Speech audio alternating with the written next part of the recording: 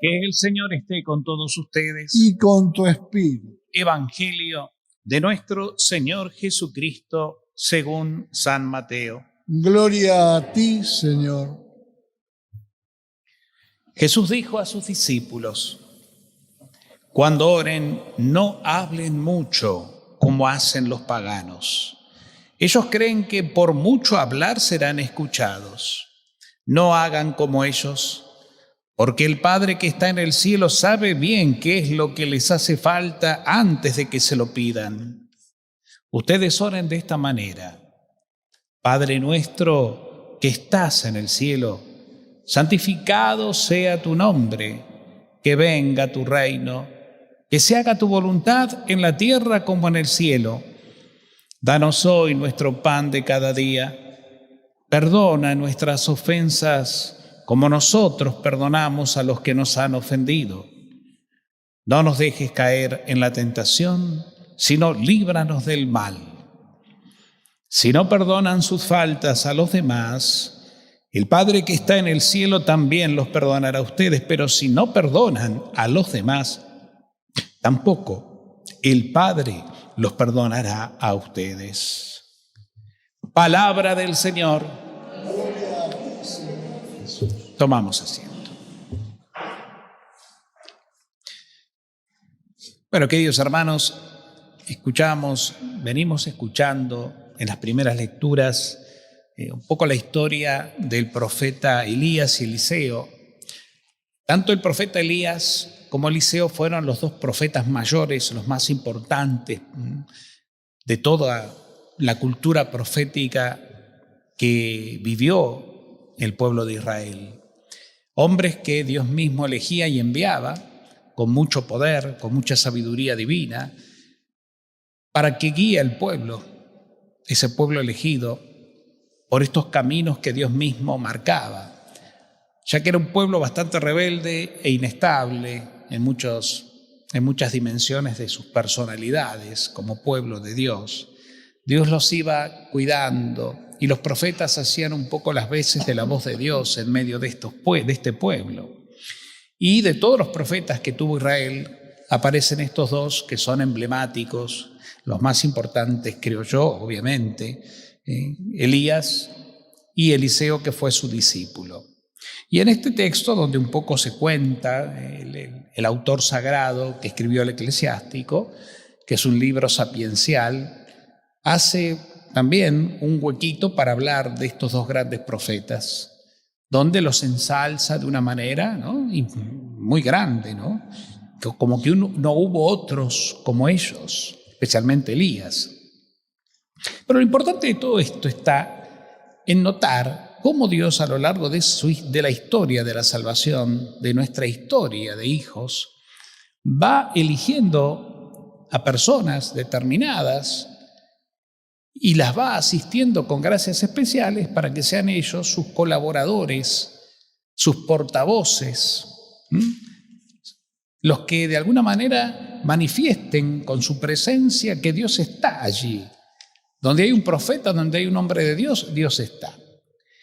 Y esto que digo, por las dudas que a veces en lo que al escucharme quede, un pensamiento allá en lo alto, ¿no?, en el Papa, en los obispos, que ciertamente hombres de Dios que han dedicado y dedican su vida para las cosas de Dios. Pero no acaba ahí el llamado que Dios hace, sino que Dios en cada cristiano, por el don del bautismo, como muchas veces lo hemos dicho, también envía profetas y se manifiesta a través nuestro en esos lugares donde Dios nos pone y donde nos toca estar cada día y en las circunstancias que nos toca vivir, sea a nivel personal o sea a nivel de los que nos rodean. Allí un cristiano, una cristiana tiene que ser luz de Dios, foco del Espíritu, instrumento de la gracia. Porque así el Señor en esta época sigue escribiendo su historia de salvación que comenzó allá en aquellas épocas con la elección del pueblo de Israel, con los orígenes en Abraham, con todo el paso de los israelitas por el desierto hasta la tierra prometida y los profetas hasta Jesucristo, que es el centro de la historia de nuestra salvación, del cual nosotros recibimos ahora gracia sobre gracia.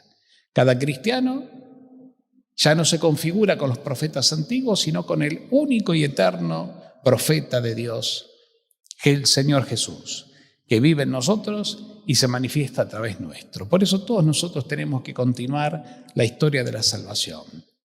Dejarlo a Jesús, que en nosotros y desde nosotros hacia los demás siga obrando maravillas de amor. Y justamente de esto la palabra de Dios en el Evangelio también nos habla. Jesús enseña y le enseña a los discípulos a orar. Todo parte de una pregunta que en este texto no aparece, pero que uno de sus discípulos le dice: Señor, enséñanos a orar, como Juan Bautista enseñó a orar a sus discípulos. Entonces Jesús les dice: bueno, cuando oren, no hagan como aquellos que hablan tanto, como queriéndole contar a Dios la vida, y porque mucho hablan creen que por eso van a ser escuchados. Para hablar con Dios hay que hablar con sencillez y con el corazón. Y ahí nos enseñó el Padre Nuestro, que es el resumen, es una hermosa y bella oración donde tanto dice con tan pocas palabras. Sobre todo poniéndola a Dios Padre, eso hacía Jesús siempre, poniéndola a Dios Padre como lo primero, a quien nos tenemos que dirigir, a quien tenemos que amar, a quien tenemos que servir, a quien le damos gloria, honor, poder y alabanza, porque es nuestro Padre Salvador, que en Jesús nos trajo la vida nueva. Allí el Padre Nuestro, de alguna manera, entonces resume en estas palabras, que no son tantas y que nosotros ya tenemos tan grabadas en el corazón, resume una oración de alabanza, de petición, de reconocimiento, ¿no? Inclusive hasta nos invita a un compromiso. Fíjense cómo termina el texto que escuchábamos, ¿no? Cuando termina el Padre Nuestro diciendo: no nos dejes caer en la tentación, líbranos del mal, y un poquito antes, perdona nuestras ofensas como nosotros perdonamos también. Jesús dice, remata y dice: si ustedes perdonan, serán perdonados, pero si no perdonan, no esperen perdón. No porque Dios, yo siempre creo esto, no porque Dios no nos quiera perdonar, sino porque el que no perdona es porque tiene un corazón cerrado, bloqueado por rencores, odios o por lo que cada uno quiera llamarle, resentimientos. Y esa realidad triste de la persona que no le permite perdonar, no le permite experimentar perdón tampoco. Porque quien se sabe perdonado y amado va a amar y a perdonar. Pero quien se cierra en su resentimiento, odios y rencores, no puede gustar el perdón de Dios. No puede gustar la misericordia de Dios. No porque Dios no se la dé, sino porque Él se cierra a ella. ¿Se entiende? Esto es muy importante entenderlo así. Porque a veces uno puede interpretar la cosa mal. Si no perdonan, el Padre no los perdonará. Entonces, ¿qué quiere decir? Que estas personas se van al infierno. A veces es lo primero que pasa por la cabeza. Y no se trata de eso. Sino se trata de que el que no perdona se pierde la alegría de la libertad en el amor. Fíjense que el Señor nos enseñó que no hay amor más grande que dar la vida. Y Jesús en la cruz dijo: Padre, perdónalos. Agonizando, ya casi con el último hálito de vida, pronunció esas palabras en la cruz ante sus verdugos, manifestando la misericordia del Padre en Él, que agonizaba y moría por nosotros, que daba hasta su última gota de sangre para perdonarnos. Entonces, ¿dónde está la raíz del cristiano? ¿Dónde está la esencia de la vivencia cristiana? En el amor y en el perdón. Por eso se nos hace tan difícil entender, y es lógico que así sea, cuando personas que se llaman cristianas viven sembrando rencores, broncas, divisiones, odios, indiferencias, sectarismos y cosas así, ¿no? Es difícil de entender. Lo único que uno puede comprender al ver estas realidades es decir, esta persona no está entendiendo lo que dice ser, lo que dice creer. Porque no alcanza con decir: Señor, yo creo en vos, yo soy cristiano, yo me bauticé, yo voy a misa, yo rezo. No alcanza con eso si eso no está demostrado justamente en lo más radical y profundo de una vida cristiana, que es el perdón, que es el amor misericordioso por el otro, hasta dar la vida por el otro, aunque el otro no piense como yo. Y no importa que el otro no piense como yo. Yo tampoco puedo no pensar como el otro, pero sí pienso como Dios, porque siento como Dios. De eso se trata. Y cuando uno comprende este mensaje, ahí es donde empieza uno a hacer un vuelco en la vida, la gran conversión. Y ahí sí somos profetas, profetas del amor de Dios, profetas del Dios misericordioso,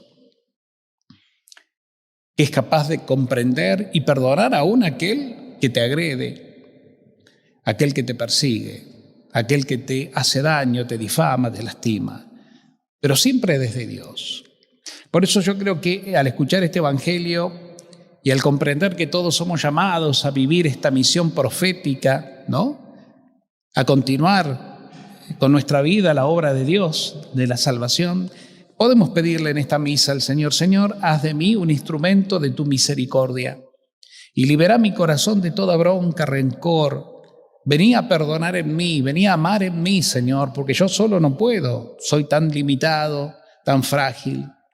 Pero vení vos a amar en mí, Señor, para que yo pueda reproducir en mí la imagen de Cristo que dio la vida, porque para eso he sido llamado, para eso he sido creado, para eso he sido constituido por el bautismo en otro Cristo en el mundo. Señor, que yo pueda vivir entonces plenamente mi vocación y así experimentar en lo más profundo de mi ser el gozo, la alegría y la paz que nada ni nadie jamás me podrán arrebatar. Al contrario, cuando uno ama en Dios, cuando uno se sabe amado por Dios y puede así transmitir esa gracia a los otros, es una persona libre y feliz. Y ya está tocando el cielo con las manos, aunque a su alrededor las cosas no sean como uno esperara. Porque siempre digo lo mismo y así es. El mundo fue, es y será lo que es. No esperemos de un mundo que cambie.